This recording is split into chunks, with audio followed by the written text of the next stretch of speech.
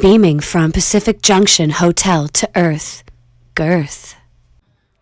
So we'll just get started. How about that? We'll just go right into it. For the people that don't know you, introduce yourself to the nice people at home. Kind of what you have several day jobs, but kind of I do, yeah. I work a lot. Yeah, your business card is like probably goes onto the back, doesn't it? I just have like 3 or 4 different business cards. Yeah. Well, my name is Kevin Boyd, and I guess the primary reason why I'm here is I'm the comics relations coordinator for Fan Expo headquarters, and we put on Fan Expo Canada, Fan Expo Vancouver, Fan Expo Regina, Fan Expo Dallas, etc. And so like MegaCon in Orlando and Tampa Bay, so quite a lot of shows. And then I also Fan Expo's coming up too. It is, September 1 to 3, I think. September 1st to 4th. Yeah, 4th, yeah. Labor Day weekend. Yeah. It's coming up too fast, actually. Yeah. Are you ready? Getting there. Okay. Because I have 2 things to do for that show. Because I also have a booth for my store. Yeah. So I'm trying to get all my product ready on the weekend, as well as work on all the things I have to do for Fan Expo programming and notifying guests and everything. So. And of course, the store is the other day job. Yes, although less of an issue now. I used to have a store on College Street called the Comic Book Lounge and Gallery. So a year ago, we took the store to online only and just doing orders. And then I've just found with Fan Expo and then all of my other things that I do, the store has become kind of difficult to manage. So I've actually worked with another retailer, All New Comics. And so he's taken on a lot of my customers, and I'm working with him now. And I'll just be getting my comics through him, but at my retailer rate. So that's nice. Yeah. And then the third one is you do an award show. Yes. I'm the director of the Joe Shuster Awards for Canadian comic book creators. And I helped found that 11 years ago, 2005, we did the first one. So, it's kind of like the industry awards, like the Eisners are the comic book industry awards. We are the, I guess, the Genie equivalent. It's a nice little, yeah. Yeah. For comic book, Canadian creators and comic book. And yeah, so we look at writers and writers, cover artists, people who work on kids' comics and self-publish, things like that. It's neat because it's like I noticed that the one of the panels for Fan Expo is a Canadian comic book panel, and it's been like 75 years. That's the theme of the, I guess 75 years of Canadian comics is the theme of the panel. Yeah, I mean, like, although Canadians have been making comics for more than 75 years, in World War II, you couldn't get American comics in Canada. So a bunch of entrepreneurs went out and created their own comic book companies. So 75 years ago, the first Canadian comic book, Better Comics, came out, and it was published in Vancouver. And then, like, there was an explosion. There were like 2 publishing houses here in Toronto, and an explosion for 1941. Yeah, that's right levels. But one in Montreal, and they did like their own versions of superheroes, like Johnny Canuck and Nelvana of the Northern Lights, who's like a goddess who has powers and turns into like a bear and stuff like that. Yeah. We kept it real. Yeah. And of course, Captain Canuck was another. Captain Canuck, he came along in the 70s, and he's kind of like our version of Captain America. Yeah. In a way, so right. So I met Richard Comley, the creator of Captain Canuck. This was many moons ago, and it was for a CBC thing, and so they sent me and a camera dude, and then we went. We did the interview, and I guess we kind of hit it off and just kind of talking about Captain Canuck and Canadian comics and things. And when we were done, he's like, I really enjoyed you guys' time and like everything. I appreciate that. And super nice dude. He's giving us all this Captain Canuck merch and stuff. Yeah. That sounds like Richard, yeah. Yeah, super nice. But one of the coolest things or oddest things that he gave me and the cameraman, Jerome, was he gave us the Book of Mormon and he like signed it. And he's like, I hope you find some value in this or something. Like some like spiritual version of like see you next summer, and he signed it. But so it's like I have this like Book of Mormon. It's a weird pop culture item. Yeah, like, signed by Richard Comley. Yeah, interesting that he would sign it. Like but it's neat. So yeah, no, he's like when he comes to the con, he doesn't come in on Sundays. That's his. Yeah, he's got to go to church and do his things on Sundays, so he doesn't show up at the convention. But he's a really nice guy. And, he's not a hard sell, I guess, on the religious thing. But interesting, though, that he would give everyone, like, the Book of Mormon. Yeah, me and the Jerome, the cameraman, were like, okay. It's just a weird, like, there's no reason not to accept it, but at the same time, it's kind of like a weird, like, thing to You think like a signed Captain Canuck or something. Cool yeah. like that. I didn't even really expect anything too, right? So Yeah. it was kind of like a nice little surprise, but it was just He's very generous. I mean, I've heard a lot of stories like in the 70s when he was publishing Captain Canuck, like people would hitchhike to Winnipeg and hang out at his house, and he would have this big house with multiple rooms, and he would let other aspiring comic creators come and stay at his house and that's nice. participate in the whole process. Yeah.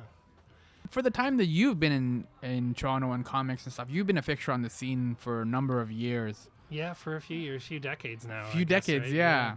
How have you seen Toronto comics kind of, because this was obviously even before the internet, and we have a lot of people doing a lot of cool stuff. I mean, Jeff Lemire is blowing up now. Yeah. Jim Zub is doing a bunch of stuff. Like, the Toronto scene's kind of really evolved. How have you...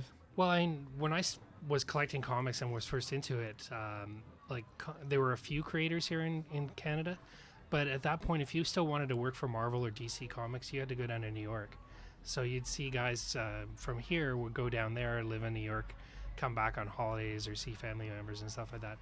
But as soon as couriers started getting more readily available and cheaper, people could work at home and mail in their artwork. And now you don't have to mail anything in at all. You just send a file. Yeah, I read comics from like people from Spain, from like, 'cause you can tell like they're collaborating all over the place with like different writers and artists. And Sure. I mean, in fact, a lot of comics now are done completely on the computer. So you just swap the files around to, send it to your colorist, send it to your letterer, send it to your inker or your painter. It's kind of cool. Yeah. What has it surprised you how comics have kind of evolved too? I know it's a big question, but it's just like... Well, it's hard to predict where we're going to go, but it is pretty cool to see comics evolving with technology. And, I was reading the latest Marvel and DC offerings on my iPad this morning going down to work. So, even though I'm a person who loves physical copies of comics and books and so forth, I actually prefer to read the new issues on an iPad. It's like much more convenient, and there's a little bit of interactivity to it as well. So a lot of things have changed. I mean, Toronto too is like just the number of creators and the number of different types of creators, and so many more women doing comics now than there ever were before. It's really cool to see how we're evolving. Yeah. And if you look at the scene too, like Toronto is one of the 4 or 5 major scenes in North America for comics. So. Fan Expo is huge. Yeah. Like, I've been going to Fan Expo for years. And I mean, I remember too when you were running Paradise Comics and doing the Toronto Comic Con. That I think that was about March or April or so. Okay. Yeah, I mean, I started working with Peter from Paradise in 2003. And we did shows to 2007 together. And then he did 1 or 2 after that before he sold the show to Wizard. Yeah. But we were growing it, and Fan Expo was pretty big then, but it was only like 40,000 people, which in my mind now is a small show. Compared to what we're doing at like Fan Expo, I think 128,000 people last year, and we're hoping for over 150,000 this year. It's getting like you have to squinch up a little bit to get through some of the the artist alleyway and like get into the smaller corners and stuff, and it. Oh, and then the whole passageway between the 2 buildings too is always packed, yeah. No, I know. But I get skinny because you're just collecting kilometers as you go walking back and forth through everything. There's a lot to see and do. I mean, and if you look at a show like San Diego, which is seen as the biggest in North America, their maximum attendance is 150,000 people. So we're hitting that level. Yeah, which is kind of cool. That is cool. Is there San Diego kind of has that pressure too to like move it to a different location or like trying to figure something out? Is it Fan Expo kind of doing the same? Because you guys been taken over like a virus. Yeah, and it's going to be an issue for us. I think in probably 2 to 3 years. I think we're going to reach a point where we can no longer fit into the convention center. Hold on, I'm going to turn on the light. It's getting a little dark in here. Sure.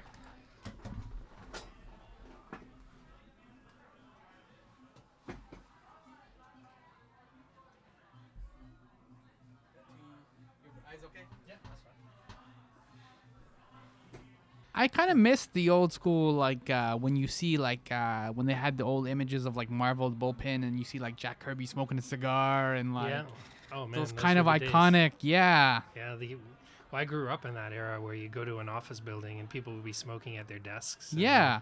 you'd see like this haze everywhere you went. It was really kind of scary, actually. But it kind of also reflected the characters too. Like you kind of felt like Jack Kirby was like the Thing or something like that, like a very New York kind of tough dude. Yeah, no, well, Jack Kirby lived it. I think especially with the Thing, he was channeling himself. So that's why I think they did a what if story where it was like he was the Thing in the story. It was like, what if Stan Lee was Reed Richards and stuff like that. So Yeah. Kirby was like a hard drinking, hard smoking, hard living kind of guy. Yeah. And then he moved to California and he had a swimming pool and would invite kids over to eat grilled cheese, and it was kind of different personality out in California. Everybody goes out to California after a certain point, man. Like, Yeah, I guess it's the place to mellow out. Yeah. Yeah. So Stan Lee, Frank Miller. Yeah. Who else you got on the bill? We have Joe Quesada, who's the president of Marvel Comics, is coming. And we're very excited about that because he very rarely makes appearances outside of like San Diego and New York. And he's doing some really cool limited packages where people can get a sketch by him, like a half figure or a head sketch and things like that. And he's going to do a couple panels. He's got a really cool Inside the Actors Studio with Joe Quesada panel scheduled for Saturday. Nice. And he's got some special guests coming for that one. Oh, Yeah, interesting. We got so special guests. Yeah. I can't say who it is, but Yeah. I think people were really excited when they find out who it is. Yeah. I know on the other side too, like some of the Daredevil cast is Yeah. coming Yeah. in terms of the actors and stuff. And Joe's work is like clearly influenced like the Daredevil. You can pick up those things. Well, that's like, funny you mentioned that because there actually is. He's hosting the Daredevil Netflix panel. okay. So it'll be Joe Quesada interviews Charlie Cox and Eldon Hansen and John Bernthal, and sort of gets their thoughts of how they look to the comics for inspiration. And you could really see like his comics with Kevin Smith, Guardian Devil, were an influence on the stories, as well as a lot of the Frank Miller stuff Yeah. as well. So yeah.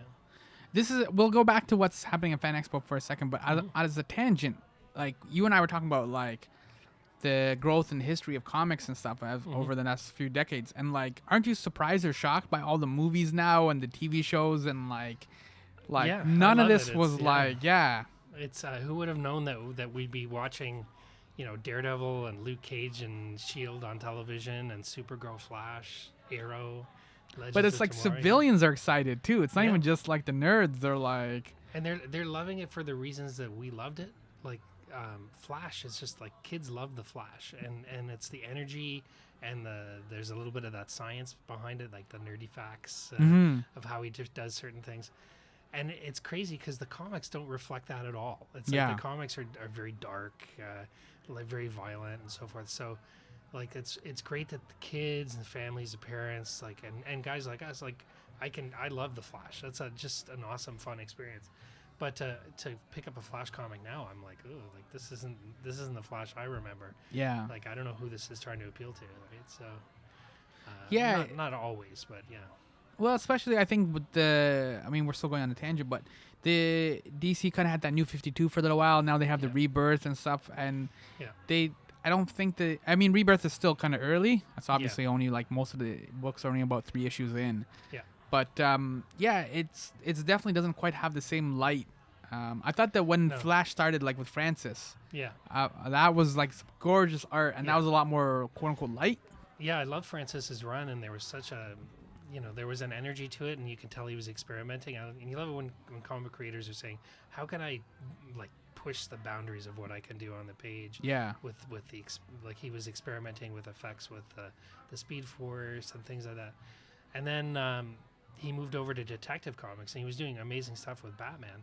But I don't think they found anybody who had that enthusiasm, and that suffers, I think, until the next enthusiastic person comes along, which is going to happen eventually. But You're right. I mean, like Batman, for example, has been around for 75 years. So you have when you've been around for 75 years, you have turkeys. Oh, for sure. Right. Yeah, And sometimes even like a whole decade, we're like, well, that was terrible. Yeah.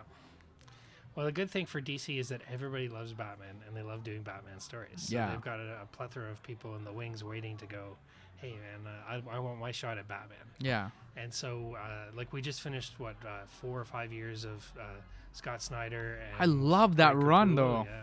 And Greg Capullo's at Fan Expo. There's another set. Yeah. And now we've got Tom King, who's like a former CIA guy. Yeah. Who's writing Batman, and I'm loving it. It's a lot of fun. And actually Snyder's back. They just launched All-Star Batman this week. I think. Yeah, I haven't picked that up yet. So I just that's- read it this morning. Okay, It's pretty awesome. Yeah. It's like he's got to get Two-Face to somewhere. I can't remember exactly where he's dropping off, but he's got like 500 miles to go to get there. And along the way, Two-Face has said basically, you know what? I'm letting the world know if you stop Batman, you will prevent him from having all of your secrets revealed because I'm going to reveal everything to the public. Yo. And so you have all these villains and heroes and everybody who are basically betraying Batman, but he's got to get them there. So this is I don't know if it's 5 or 6 issues, but it sounds really cool. It's like, and the first issue is really high energy. So Like you were talking about like Francis and passion stuff, and Snyder clearly had like a vision and a passion for Batman. Like he set out to, you can clearly see it was a vision, and he just executed it. Yeah. And like even just the way he talks and drew, or just not even drew, but like just the way he kind of fleshed out Gotham City, for example. Well, and he's added that whole backstory with the Court of Owls and the assassins and so forth. That there's a whole history to Gotham prior to Bruce Wayne's family showing up and doing what they did. So I think that's great, and you're starting to see that storyline trickle into other media. I think this entire season of Gotham that's coming up has the Court of Owls as the main villains, pulling strings in the background. So definitely, he's made an impact on Batman history within a short time. Yeah. So we covered Stanley, Frank Miller. Anybody else you want to give a shout out to? And Joe Q, of course, the big boss. And we've got Greg Capullo and David Finch, the Batman guys. But you know what's kind of different is this year we've got Margaret Atwood coming as a comic book guest. I saw that. I was like, what? I think I thought it was maybe like somebody put something up wrong on the website or whatever. No, but she's actually got a comic book. She does, yeah. And it's coming out, like, we're going to have copies at the expo, but it officially launches the week after Fan Expo. So this is like the premiere location. So she's going to give a talk and discuss how she put it together, how she got in touch with Johnny Christmas, who's the artist, and he lives in Vancouver. And another Toronto, actually, she's from Winnipeg, but she lived in Toronto for a while. Hope Nicholson is the editor on it, and she put together a few Kickstarters of note, like the Nelvana Kickstarter and stuff. So they're going to be talking about how the whole thing came together, and it ties in with Atwood's own personal charity. She has a charity for cats and birds. Oh, okay. So she created a superhero who has a little bit of cat and a little bit of bird. Yeah. So he's definitely at war with himself because the cats and birds just like dogs and cats. They just don't get along. That makes right? sense. Yeah. Is she ready for Fan Expo? I don't think she's never been to Fan Expo, has she? Like, not even as a civilian, just like a undercover, like. Although she was at San Diego this year, so she has a little bit of a sense of what it's like. But, okay.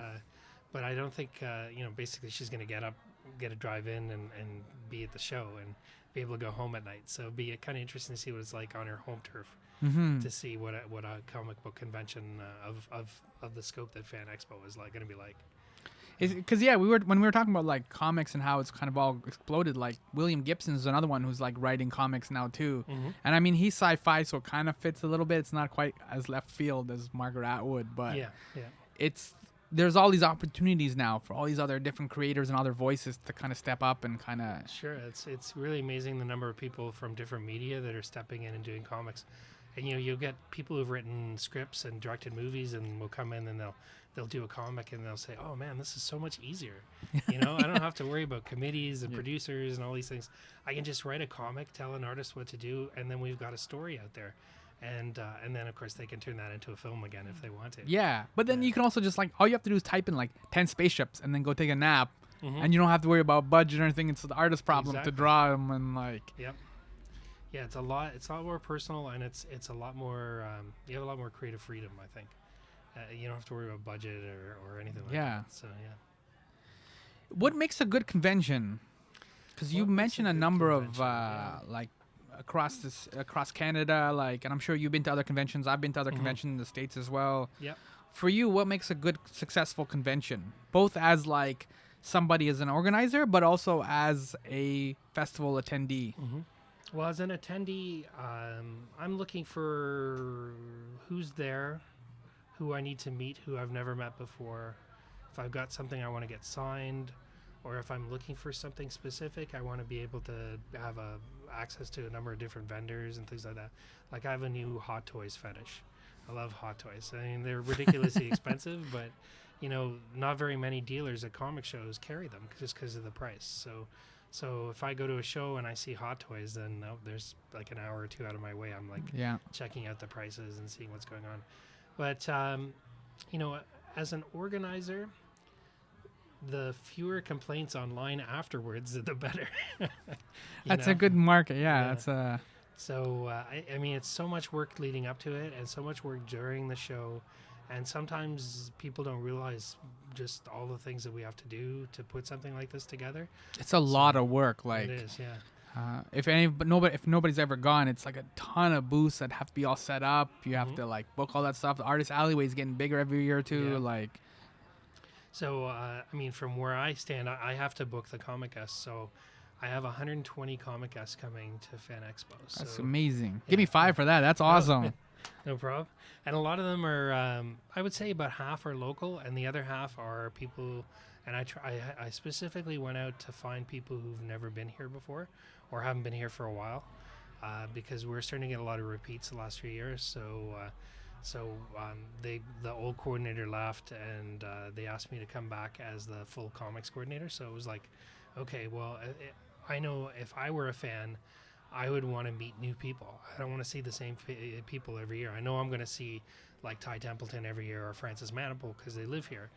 But, like Greg Capullo doesn't come here very often, or like Joe Quesada, or, I mean, Frank Miller was like, it's so weird how things come together, because I was just sort of mentioning to someone, hey, I know so-and-so talked to Frank Miller. Did they have an in getting them to come to the show? And so the talks evolved, and then I passed him over to the boss, and they started talking money, and the next thing you know, Frank Miller's coming. It's pretty, and I know that the fans are excited because, everybody loves Frank Miller. Dark Knight Returns is one of those stories that everybody has to read in year one. Yeah. And The Daredevil run too. Daredevil, yeah. I love that Daredevil run. The whole Elektra saga, even when he came back and he did Man Without Fear, and the Daredevil Netflix series, the first season was Daredevil Man Without Fear. You could see all the little elements of it, and even some of it carried over to the Elektra stuff in the second year. But the guys had such, I wanted to do a panel and we didn't get it organized in time, but like the cinematic works of Frank Miller. So Miller, more than any other creator, has had such an influence over movies and television.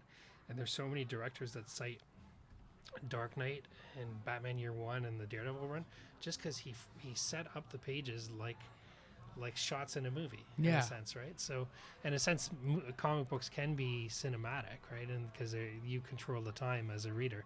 They're almost storyboards in a way. Yeah, they are. I mean, there's so many graphic novels and comics now, graphic novels that are being used essentially as storyboards. I mean, look at Watchmen.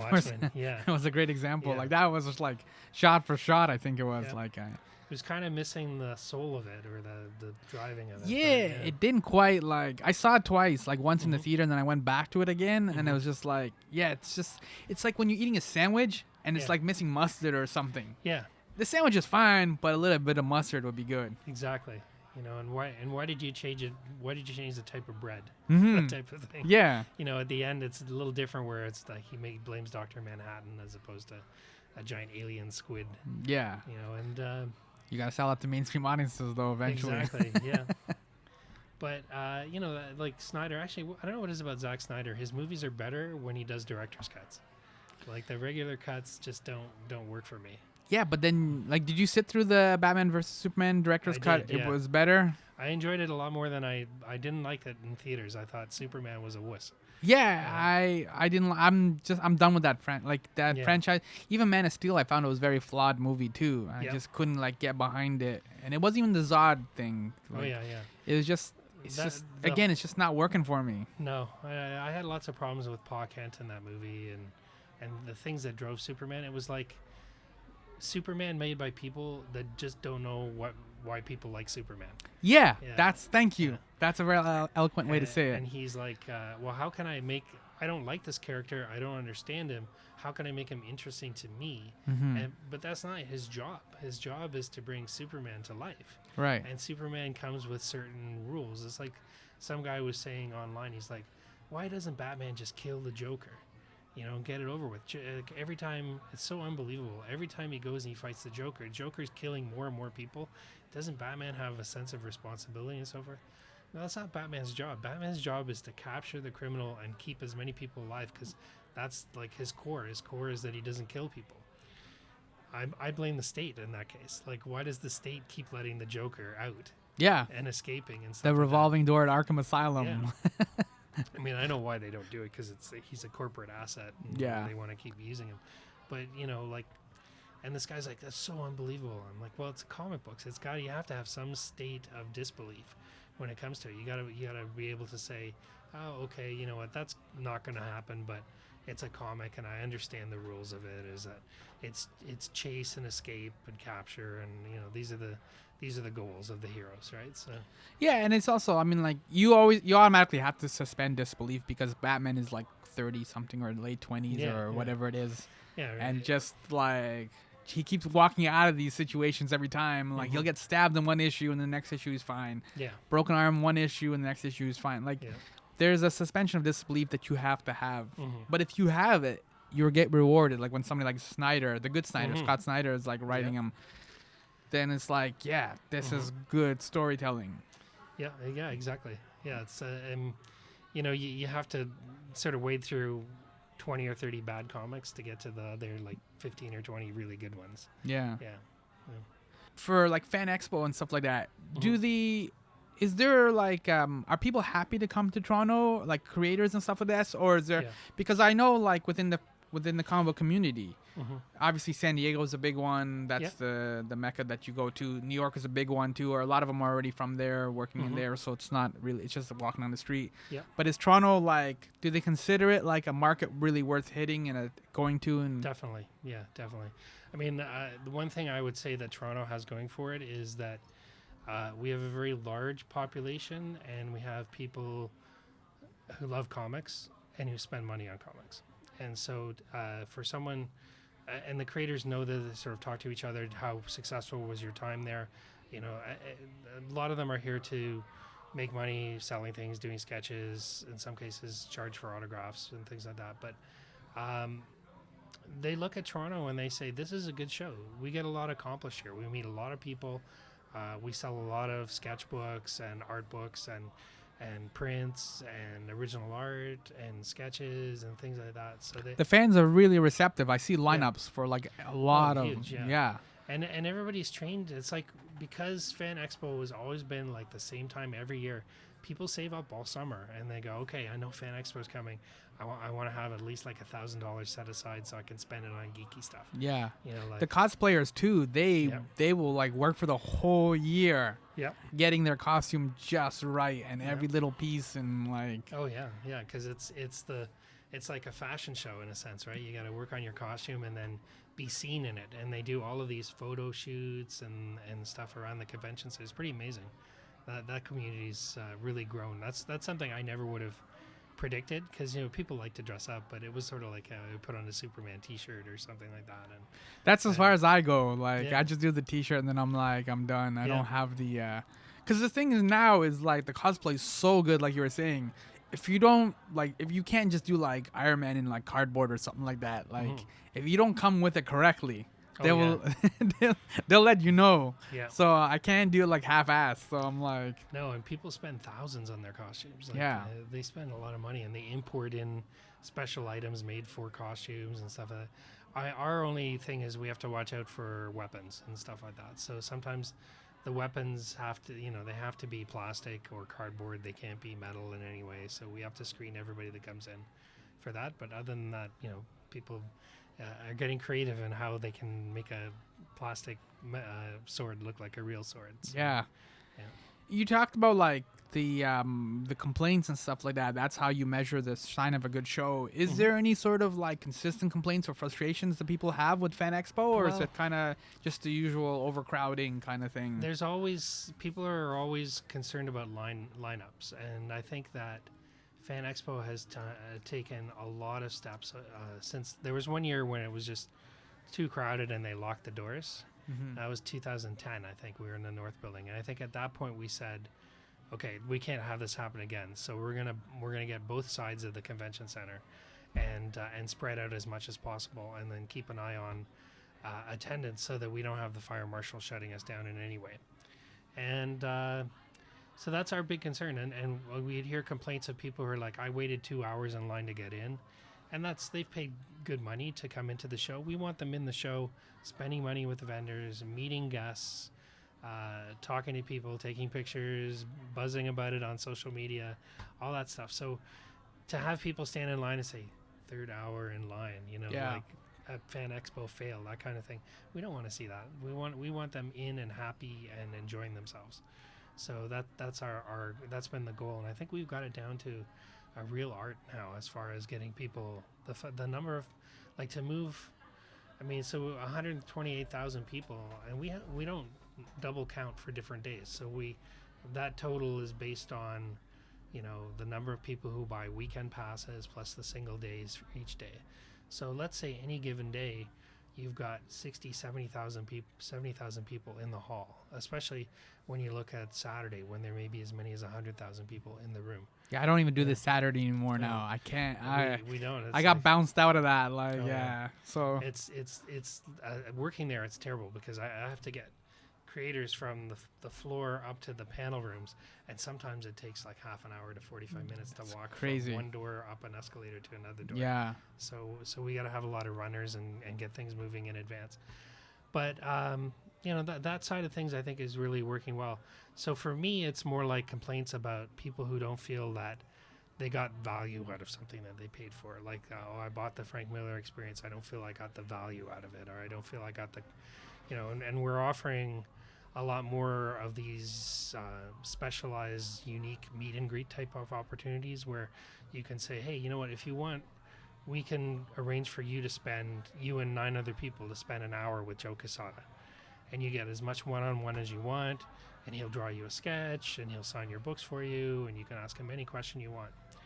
And but that, we're paying for Joe's time, so he has fees for how much he'll charge for that and so forth, and we have to set aside and rent rooms for that and so forth. But I don't want to have someone's turn around and say, oh, I paid like $800 for that, and I feel like I was ripped off. I want people to walk out of the room and say, that $800 was the best $800 I spent, because look at what the time I spent with Joe.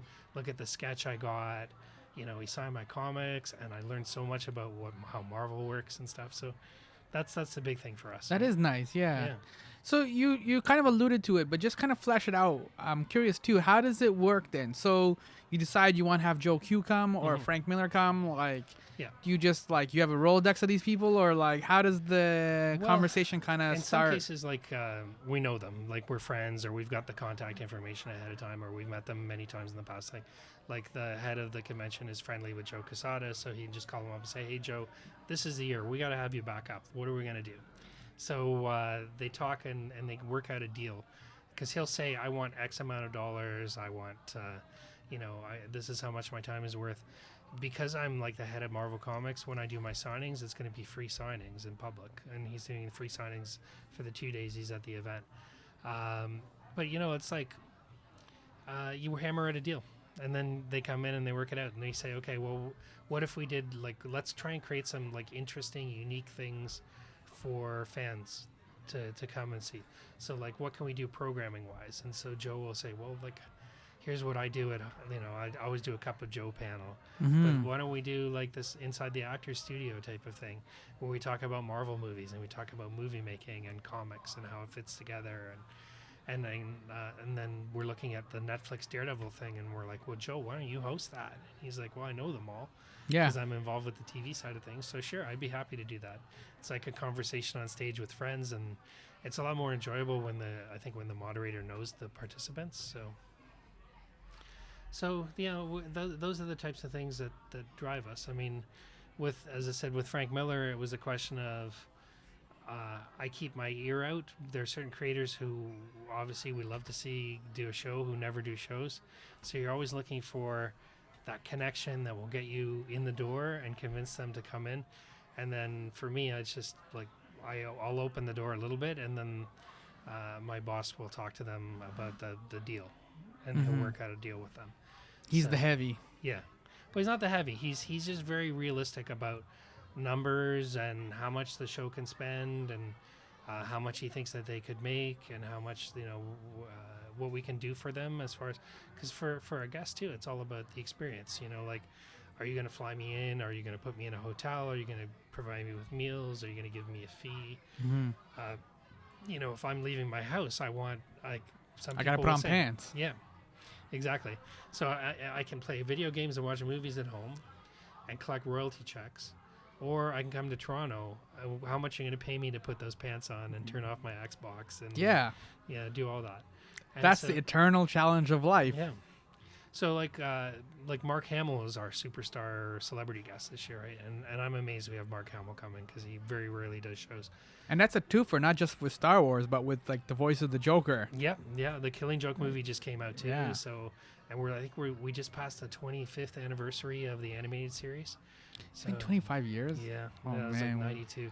We're not So- young people anymore at all, No. are we? No, all of our stuff is aging. Well, we're aging faster. That's Yeah. the thing is, everything seems to be going faster every year. Time moves. I guess it's all relative, right? So for these kids, it seems like they have these eternal summers. But Yeah, I know. you know, for me, it's like, whoa, it's August 11th or whatever Yeah. today is. Yeah. Oh man. You've already made a number of announcements and stuff. Who are the fans seem to be kind of clamoring or excited about? Like, have you started to pick up any of the noise or the buzz or the? Well, on the comic side, the questions I get asked the most are, when is Stan Lee signing? When is Stan Lee talking? Is Stan Lee doing a private, like an event? And he's doing a breakfast on one of the mornings. Isn't that Yeah. amazing that Mhm. like you just listed like Joe Q, Frank Miller, like Greg Capullo, like who just had a successful run on Batman, like Yep. just literally finished it, like. Yeah. And then people are just still, in 2016, still just clamoring for Stan Lee. Oh yeah, Stan Lee is like, he's the big guy. He is. I mean, everybody knows him too from the movies, and you know the fact that he created all of the characters too that everybody loves in the movies.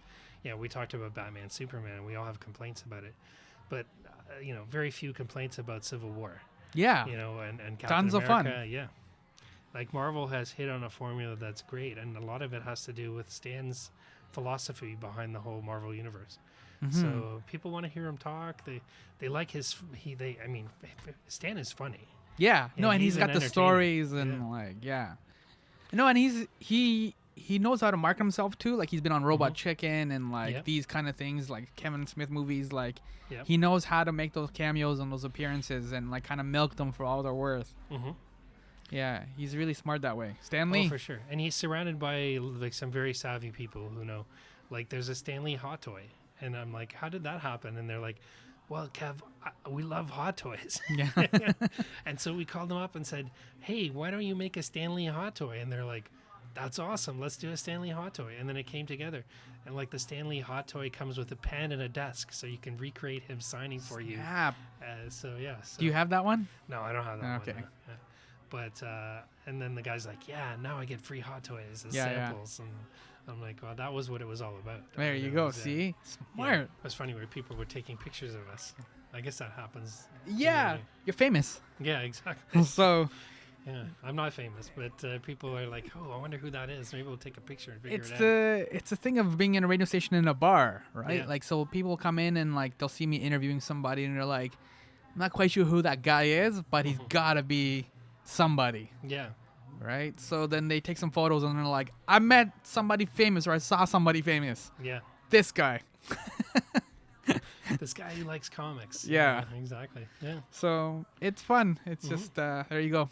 We're giving you a little bit more of your fame there, Oh, other than okay. Ooh, that's your scary, 15 yeah. minutes, right? So Yeah. extending it.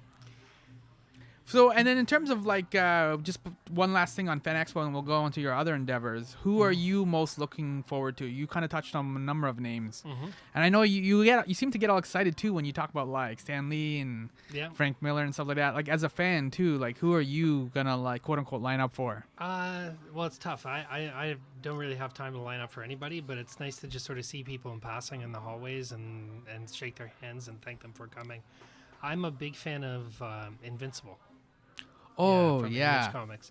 So I'm really happy that Ryan Otley was able to come to Toronto. mm-hmm. He was at our Dallas show this year, and I've known Ryan for a long time. I bought art from him. He came to one of the March shows 6 or 7 years ago, and so I've really enjoyed that book. Oh, I love Invincible. It's Yeah. just so much fun. And sometimes he just goes crazy and does all these super violent issues where like Oh yeah, everybody's covered there's in like blood and yeah, eyes are eyeballs popping bulging. out. Yeah, the eyeballs. Yeah. So he really has fun with it. And so I'm really, as I said, I'm happy that he's coming. And I'm hoping I'll score some artwork or I'll see what he's got and make a few purchases there. So Nice. yeah. No, it's a really solid lineup this year. Like Yeah, there's no. a lot going on. I tried. It's a lot of fun to put a guest list together and try to say, okay, have we got enough for Marvel fans? Have we got enough for DC fans? Have we got like an independent guest that somebody's going to be interested in meeting? That kind of stuff. So, and then of course we sit around and we go, oh my God, how are we going to top this year when we've got Frank Miller, Joe Quesada, Stan Lee, Margaret Atwood, Greg Capullo? How are we going to top that? And I'm like, I'm not going to worry about it because did you know this time last year that we were going to have any of these people? And he says, well, maybe Stan Lee. I say, yeah, but nobody else. Like that's the joy of starting from scratch is you're like, okay, we just put this together and it worked and people were excited about it and the guests are happy and hopefully the attendees have had a really good experience. So now what's next, right? So then you got to start building a show. And that's sometimes where fatigue will set in. When you do a lot of shows, it's like, oh my God, who can I get for this year? Yeah. Who's available? So you got to really have a passion for it. And what's great is that they kind of let me do my thing. So I don't have to work in the office. I think if I had to work in the office, I'd be like, oh God. Yeah. I gotta That's go no into pants work then every for day. you. Yeah. Because you're just doing a lot of emails and phone calls and like. Exactly. Yeah. So that's what I enjoy about it. And then I just get to go to shows and talk to people. And then of course I'm planning. So we're putting the finishing touches on this year's Fan Expo. But I'm booking show like guests for March Toronto Comic Con already. And I'm booking guests for Tampa Bay and for Vancouver in November and stuff. So I'm always thinking ahead. And then I'm like, oh man, I wish this person was coming to Fan Expo. Like Brian Stelfreeze is going to come to Vancouver. And I'm like, man, I know the fans would love to see Brian Stelfreeze here, but he just can't make it work at that time. So so it's like, okay, put it in the bank. I gotta convince Brian Stelfreeze to come back next year. That kind of thing. So Is it hard with all the demands and stuff too? Because now, like artists are a good example where like they have to do some social media. Obviously, they have to stay active, which wasn't there a few years ago, right? And then guys like Francis Manipul, he's a great example where like he'll show bits and pieces of his artwork as it kind of evolves, and you'll see like a detective panel from like a rough sketch to like the final. I love that because I'll pop in the morning and I'll see a rough sketch, and then the next day I'll log on and there's the inked piece, and then he's got a colored piece, and then it's pretty cool. So it's like, to see it and then evolve. to add into all that work, then you got to do a con, which then disrupts your like week, like 3 or 4 days, depending on how, like, 'cause you got to fly there, get, you know what I mean? Yeah. So is there some kind of like obviously I know that they're happy to meet the fans and connect with the fans, but is there some kind of annoyance or like frustration sometimes that's like having to go to cons and do these kind of things? I think more on the publisher side of things. So the publishers will say, oh, this guy's not hitting his deadline, but he's at a con every weekend. So a lot of publishers are starting to say there are penalties. If you go to a con and your book is late, then there's a penalty. So that's from my end. I'm starting to get some pushback from artists who are like, I'd love to go, but I have deadlines. So like if I don't finish my book, Marvel's not going to be happy, and making Marvel happy is my first priority as their employee. So like the conventions were always like a bonus. Like John Byrne was saying recently, oh yeah, I used to do conventions for fun in and around my regular work, but after a while they stopped becoming fun and they became work. And then when it's work, it's not fun. I'd rather work, right? I'd rather sit at my drawing board and just flip on a movie and take my dog for a walk and stuff like that. So no pants again. Back to no pants. Yeah. So that's the thing, right? So some people love it. Some people thrive. Like Stan Lee thrives on that interaction. I think if Stan Lee didn't have conventions, Stan Lee might have passed 20 years ago. Yeah. Just from boredom. But he needs that energy. And some people need that energy. Like I can see Frank Miller starting to sort of feel that energy, and it's helping to sort of bring his spirits up and bring him like he had some health issues. So, but it's kind of cool just to see that how it affects certain people, and other people are like, oh man, DC's gonna be on my back because I got to draw this issue of Robin and it's not gonna be late, and so some people are stressed, and that's why you get cancellations at the last minute and things like that. So, I've had a couple of cancellations the last couple of days, which is unfortunate, but they always happen sort of last minute. So someone who's coming from Croatia says, you know what, I can't take that time away from it because it's like 3 days of traveling for me to get, or 2 days of traveling for me to get to Toronto. So I just can't do it anymore. It's understandable in a way, right? Like, for sure, yeah. So let's switch gears a little bit now. That was the Fan Expo stuff, and that's all Okay. really exciting. Yep. But for a little while there, you ran a comic book shop, I comic did, book lounge yeah. down in Little Italy. I did, yeah. So Dragon Lady Comics, which was there for a long time. That was an institution. It was, yeah. It was one of the original two, right? So there was Silver Snail and Dragon Lady, and they were on Queen Street. And then Dragon Lady moved to College Street. And they were there for like 20 years on College Street. And then they had to close because their rent was going up and the owner didn't want to pay the new rate and stuff. So he packed up all his stuff and he left. But we worked out a deal because my friend Sean had the Toronto Cartoonist Workshop, which was a school for aspiring comic creators there. So I said to him, listen, you got this big empty space. Why don't we put a comic shop in the front? He says, that's an awesome idea. Do it. And I'm like, no, I meant you do it. It was a suggestion. He's like, no, you do it, Kev. And then I got talked Never be the into guy it. that volunteers an idea, because No, then I it's just know. like, Exactly. then that's how you get it. Then you have to put on pants. Yeah, exactly. Yeah, so I had to put on pants and put this thing together.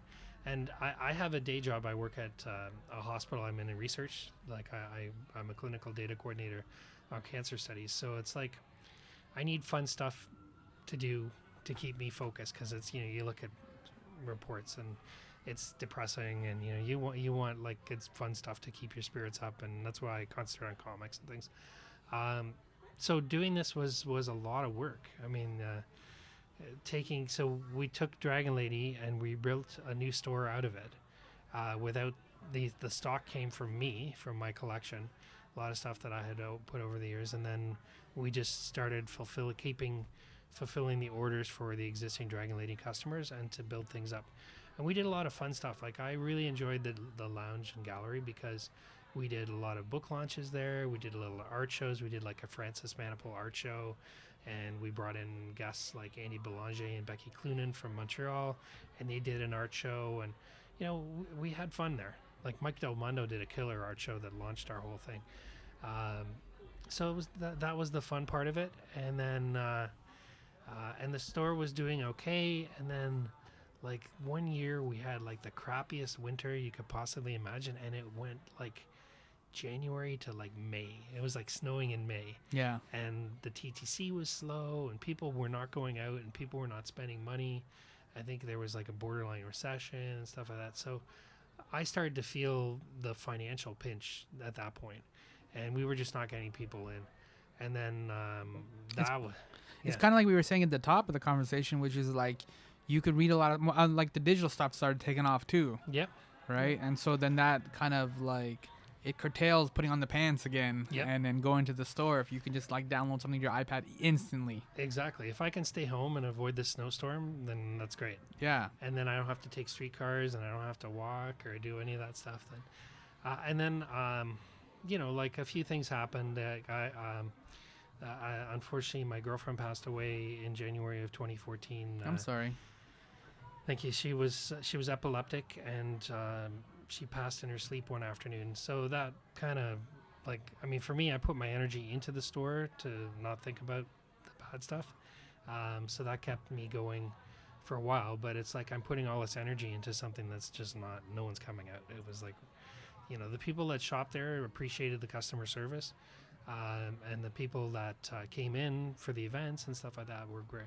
But it was tougher for me to concentrate on doing the event side of things, so I concentrated more on the business side of the thing. And then the streetcar was down for 3 months, and like it was just like all sorts of things happened on College Street that really just make me say, why am I doing this?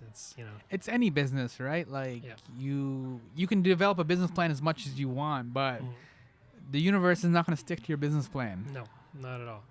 And I actually personally blame the city on the Pan Am Games for what killed the store. Is that in order to get the city ready for the Pan Am Games, they ripped every street up, and they ripped every streetcar route up. And for those of us who were in the vicinity of U of T, people just could not get around. So people didn't come out. So I was calling customers who were like, well, we don't want to come down because construction's happening. So Yeah. sorry, this is the depressing part of it. We'll get to the fun Yeah. stuff, but yeah, I mean, but it's also like Silver Snail moved now, right? They're at Yonge Yeah. and Dundas, and Yeah. like the Queen And they've Street had look. some challenges too with their new location and stuff. So and 1 Million Comics just moved recently too. Yeah. And yeah. And it's just, again, it's just like, that's why I just wanted to highlight, just like as a veteran like yourself who's been in the scene and seen Toronto evolve and stuff. Yep. It's been really challenging for the stores that we do have. Oh, for sure. I mean, Silver Snail moving from Queen Street to Yonge and Dundas, and you think Yonge and Dundas is a great location, but they suddenly learned they're a second floor retailer. And we were a second floor retailer on College Street. It's so hard to get people to look up and go up the stairs. Yeah. You can put signs on the street, you can put as many decals on the door, you can put lights on the second floor, but people, they focus straight ahead and they see what's in their field of vision, and they don't necessarily go up. So I had so many people say to me, oh, I want to go to the new Silver Snail, but I can't find it. And I said, how can you not find it? It's right there at Yonge and Dundas, right One of the beside busiest, HEB. biggest intersections we have in the city. Yeah. But, people say, oh, I don't like it. I don't like that location, or it's too dark, or something happens. I just find it smaller. Like, it's just like, it's just kind of cramped in there. Yep.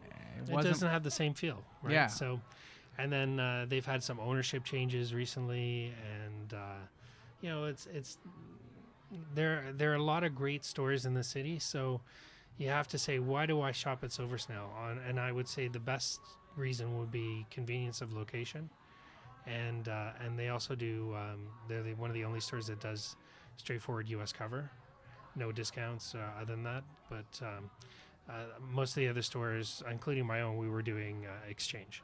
So exchange and then a discount for regulars to reward the people that support the store. But with the exchange rate going up the way it has over the last few years, I mean, at one point it was like 1.4, closing in on 1.5, and then people start cutting back. They start saying, you know what, I was buying 20 comics a month, but now for that same price, I've almost doubled so what used to cost the same for 20, I'm only getting like 10 or 12. So you start saying, well, is it really worth it?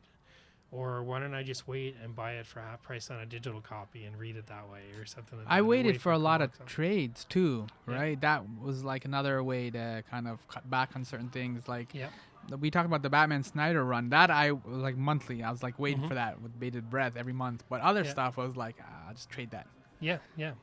And I actually I prefer reading in trade or digital myself. I'm not a monthly guy, although I will buy Marvel comics monthly because they have the digital codes in them. So I support the company by buying a digital like a comic that has a digital copy in it. And then I very rarely read the comic, and then I give the comic to somebody else and say, I think you'll like this issue of Amazing Spider-Man. I don't need to keep that issue. Yeah. Here you go, have fun with it. And then, two people have enjoyed it for the price of one. Right? Nice. So, yeah. So eventually you had to come to the decision where I guess you kind of like closed down the actual physical store, but the business is still. Yeah, our lease was up, and the interesting thing about the lounge concept is that it was multiple businesses under the same roof. So when we launched, it was Guerrilla Printing, Toronto Cartoonist Workshop, and Comic Book Lounge. And then Toronto Cartoonist Workshop decided to close down, and Ty Templeton moved and did his own school somewhere else. So I took over the space for a while, and we were a big store. And then I was like, you know what? I think I need a third person in here to help us with the rent. So we brought in the Temple of Toys. And so the Temple of Toys was like a vintage toy store. And they were a lot of fun to have in, brought in different people. They bought graphic novels and comics and stuff like that. But it was tougher to do book launches with the toy store in the front. So then Guerrilla Printing, they decided that they were not doing well at the location. They wanted to move to a different location. And so the lease was up, and we talked about turning the back into an event space. So the people who do Temple of Toys took that over as an event space. It didn't work out for them, and then they said, we're not renewing. So I was like, okay, so do I want to take on the whole space on my own? I don't think so. Or do I want to find a new place? I'm not sure my head's in it for that. So I'm just going to continue ordering for my regulars and doing shows. And that's what I did in spring of 2015. So I moved my stock into a storage unit, concentrated on shows and online business, and then a delivery service. So I did that for a year and a bit.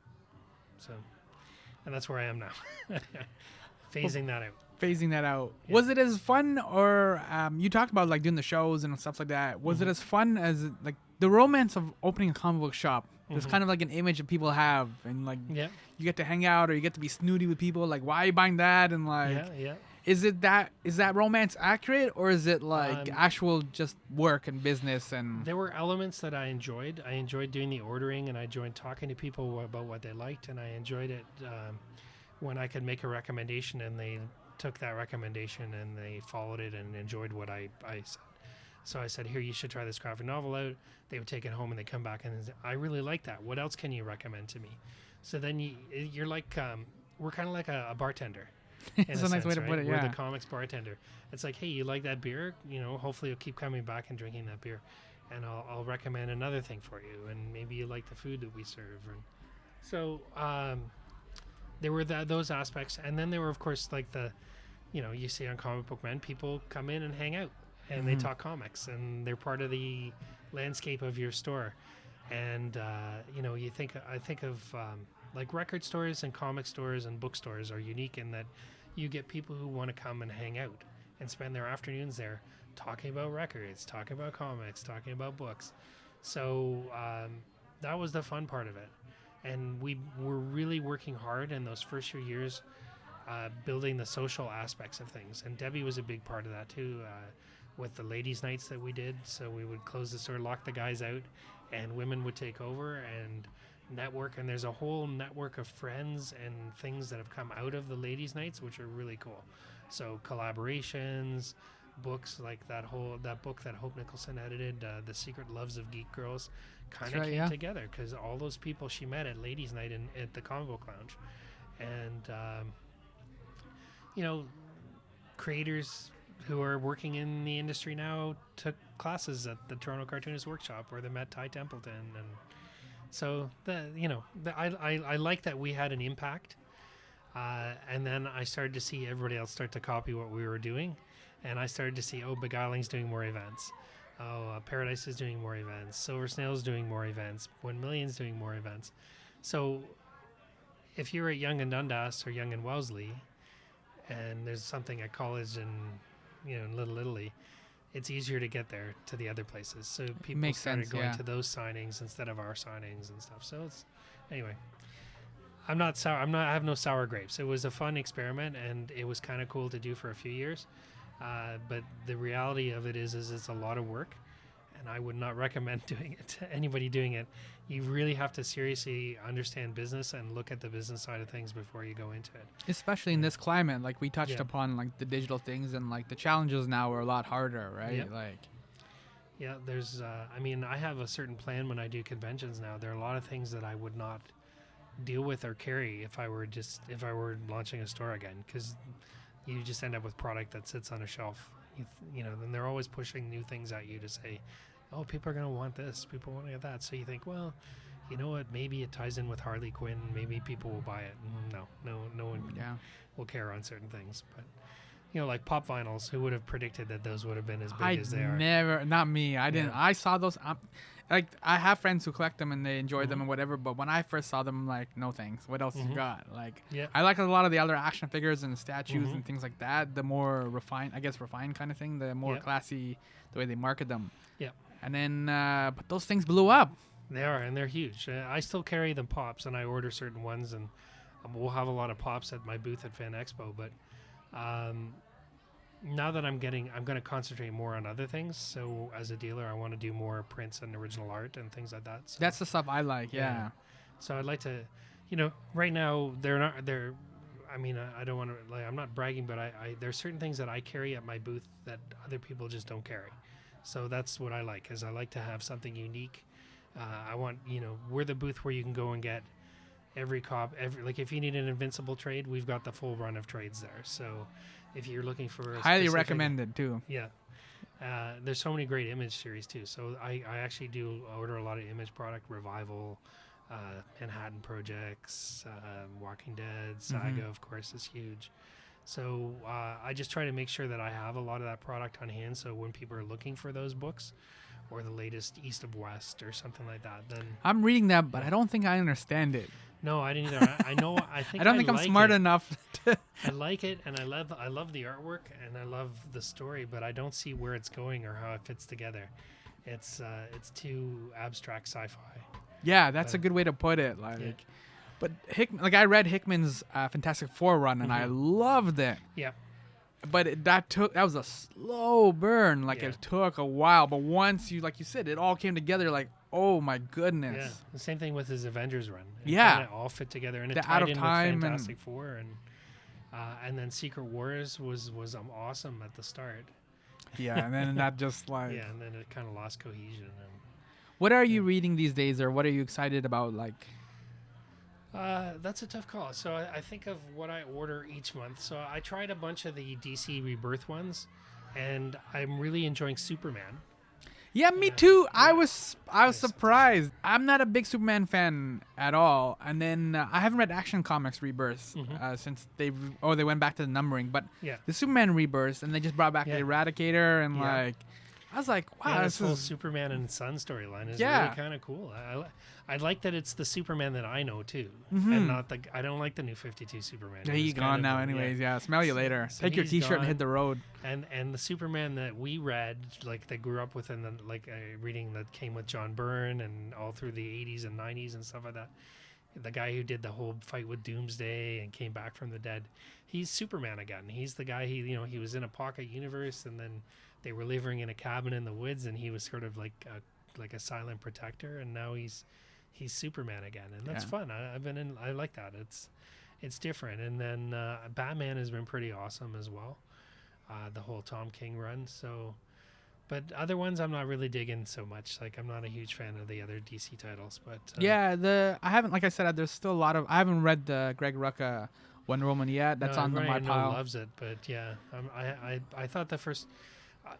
I kind of have an issue with the way they're restructuring the revival, and that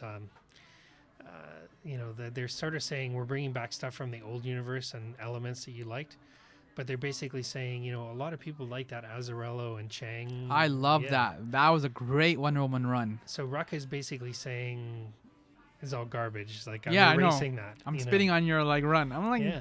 but I'm like, I liked it though. Yeah. And that's weird. It's like I bought into that story, and now you're telling that she was fooled by it, or Yeah. it was a trick on her. Like, I don't know, just so that he can have his version of Wonder Woman, which isn't a bad version. I enjoyed his Wonder Woman the first time he wrote it, but Mhm. it just kind of annoys me. I just it's kind of like I Yeah. don't know. It's the thing, right? With the runs sometimes is like, and Wonder Woman too. She's had like an uneven Yeah. origin story, and people have added elements, taken away elements, and so Yeah. it's kind of convoluted. Yeah. So And that's what this is again. It's all just more convoluted. yeah. Whereas Batman, the parents they go down the wrong alleyway, they eat bullets, and then you're done. That's it. There's nothing Cave, more to it. Alfred. Studied hard, became Batman. Yeah. And you can change the way Alfred looks, or you can change the way his costume looks slightly and stuff like that. But Batman as a core element is pretty much right there from what it was in 1939. And Superman, to a certain extent, the same thing. Mm-hmm. But Wonder Woman, it's like, where does Wonder Woman fit in? Like the original comics were all about bondage and stuff like that, the original Golden Age ones. So they're kind of interesting as pop culture icon, or like if you're digging through the history of comics, but they're not satisfying stories. They're not. She has there's a gap too, because she's a very iconic image, and women will adopt her, and feminism and all these Yep. things, and I understand that, but the stories don't necessarily back up the value of the image though. No. Whereas Batman is very iconic, but with all these great stories like Arkham Asylum, Killing Joke and stuff to back it all up. So Yeah. he's got it's a thick metaphor. I think it's not until you get George Perez and the reinvention in the mid '80s that you start getting a Wonder Woman that's interesting to read and learn about. At one point in the '70s, they just said, "Okay, we're taking away her costume, we're taking away her powers. She's going to study martial arts and wear a white pantsuit." Oh yeah, I remember that. Yeah. And all these leading feminists were like, "What the heck are you doing? That's Wonder Woman. She's got to have the costume and the tiara and all that stuff." So they figured a way to bring that back, but then they didn't know what to do after that. It was like, Yeah, and they've had like really great writers and artists on them, and women writers. Like, yeah, it's just nobody seems to. It's Aquaman kind of falls in the same category where like Yeah. nobody really seems to get a handle on him. And he lost his No. hand for a while. Had that yeah, hook. yeah, That was not bad. The beard yeah. had to go though. yeah. The Peter David run, that Yeah. was kind of different. Yeah, he kind of let himself go with the whole hair and the beard and all that stuff. But, Yeah. and it seems that's the Aquaman we're getting in the movies now, right? Is the That's correct. long hair, Yeah. Jason Momoa, and I'm sure he'll be a good Aquaman, but like it's not. To me, Aquaman wears an orange shirt and green pants. You gotta and do the. You has gotta keep it short real. hair and web feet or whatever he has, and swims fast and talks to fish. We'll wrap up in a minute, but I did want to touch upon the Schuster Awards because this is a really neat thing, and you talked about this at the top, where how you kind of focus on creative comic contributors, and like you recognize the Canadian talent that we have. Yeah. Where is that? What the impetus was just you wanted to kind of put a spotlight on, while at the same time also recognizing Well, Schuster himself too, right? His Yeah. I mean, and Schuster's really like the patron saint of unappreciated artists. he did you get that know. Heritage commercial. Yeah, he did, and there are a lot of problems with the Heritage commercial, but It the is what it timing is. isn't. Yeah, but people remember that. People like the big thing that people remember is that hey, the guy that made Superman was Canadian, and so the people that some people that I deal with in the indie community are like, oh, Joe Shuster wasn't Canadian, I'm like, well, of course he was. He came from Canada. His family lived in Canada. So yeah, he went to Cleveland and he met a guy in Cleveland and they went to school together and they created Superman. But every summer, Joe Shuster was here and drawing, and Toronto was his metropolis. Yeah. Like so much of the Toronto Star building is the Daily Planet building in the early comics. Like it's just so much influenced him. And so he and his cousin, they would go to a lot of movies. They would go to pick up girls. They do all this stuff. Like to them, Toronto was like this super city. And he went to New York later when the strip took off. And so, of course, he started to see how New York is more like the idea of metropolis.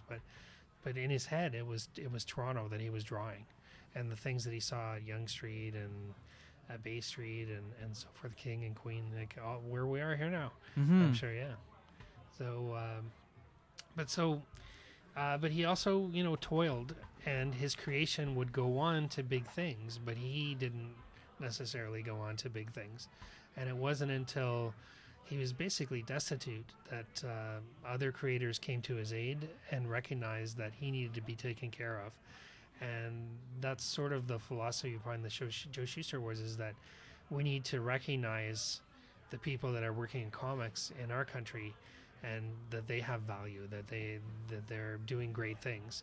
And we recognize people who work in film and television and music, in plays and things like that. And we don't really recognize comic book artists and writers and things like that, and people who work in the industry, publishers and retailers and so forth. So that's what we're there for, right? So It's one of the things, like when I asked you about, like, have you seen the evolution of how comics and Toronto scene and everything's growing, conventions as well. One of the things that I've noticed over the last, like, say 15, 20 years is now we have a better handle on comics journalism as well. yeah, Right? We only had really like Wizard back in the 90s, Yeah. and like the journalism was quote unquote a little bit more thin. yep. Well, it's a lot more people writing about comics, a lot more people reading about comics. Anybody, in a sense, right now, anybody could be a comics journalist. So that's kind of It's what Twitter is now, Yeah. technically. exactly. So, but what I like is that people are interested in Canada's comic history, and then you start to see people. It's like, so when they did that Nelvana project a few years ago, so Hope and Rachel, and they kind of did it out of my store, right? Because Rachel used to work for me, and she's now married to Francis Manipul, and that's how they met. They met at the store. Look at you hooking up people in like that's what I do. romance. Yeah, I'm like the Cupid or something like that. But they put together this book and they revived. So their whole thing was like, here's something cool that we found that nobody knew about. But I'm sort of in the back going, but wait a second, we know about that. We've been recognizing people like that. That's why we have the Joe Shuster Awards. We have a Hall of Fame to tell people about like these people that worked on comics. And so the guy that Adrian Dingle, who created Nelvana, he was in our first lot of people in the Hall of Fame in 2004 and 2005. So maybe I'm going, oh man, maybe we failed. Maybe we didn't let enough people know about it. But I look at the website hits that the Schuster Awards site gets. So I know that people are visiting it every day, and they're reading and they're learning about comic creators, and librarians are referring people to our website and stuff like that. So it's organic. So to me, it's kind of like, I'm glad that we have this thing out there that people can refer to and say, hey, here's like the nexus of Canadian comics. This is where we learn about the heroes. And I mean, as not in the superheroes, but the heroic people who make them, the creators, and we learn about the industry itself. We learn about where do people live, what kind of publishers are there in Canada, what kind of scene is there, and it's kind of cool to me to see, like, in the last 15 years that Toronto has got a huge scene, but Montreal's got a nice one, Halifax has a nice one, Calgary and Edmonton are growing. Winnipeg's got a little scene. Vancouver's got a big one. You start to see, like, it's like organic. It's like one's growing up here, and then there's like a spore that goes over there, and suddenly there's a new comic scene in like London, Ontario, or something like that. And a group of creators who are getting together, doing things like drink and draws, and 24-hour comics. And yeah. So it's just expanding. It's all organic. It's like we're a virus. We're going to take over the whole world. That's nice. Yeah. Do the conventions fuel that virus? Or conventions do, for sure. Yeah. And things like TCAF as well, the Toronto Comic Arts Festival, and there's a Vancouver Comic Arts Festival, which are fundamentally different from what like a show like Fan Expo will do. Yeah. But we do have we have a lot of the same elements and a lot of crossover. Fan Expo is about retail and creators and celebrities and meeting and talking and doing all these things. No cosplay too. It's more like refined nerdery. Yeah, TCAF is very much like, oh, leave your cosplay costume. In fact, they've got some of their advertising. They're like, don't dress up. Yeah. Yeah, which is kind of insulting. Like, people are going to express you can't turn around and say, Scott Pilgrim is amazing, and then say, and you who've dressed up as Ramona Flowers, you have no place here at this. Can't do that. The person's a fan of Brian Lee O'Malley and Scott Pilgrim. They're showing their love, right? Mm-hmm. This is what they're doing. They spent time crafting a costume. There's nothing wrong with that expression. Is my point of view. So. Love is love. Exactly. Yep. And so Fan Expo is September 1 through 4. That's right. Yep. Passes and everything are still available, right? There's Yep. like weekend passes, day passes. Yep. I think we've reached the point where if you order a pass, you can't have it mailed to you in time. I think that window's closed now, but you can definitely still order online and pick up at the show, or you can just buy at the box office. And at some point, we'll probably stop selling Saturday passes, but I know that we're still selling weekend passes. All right. Yep.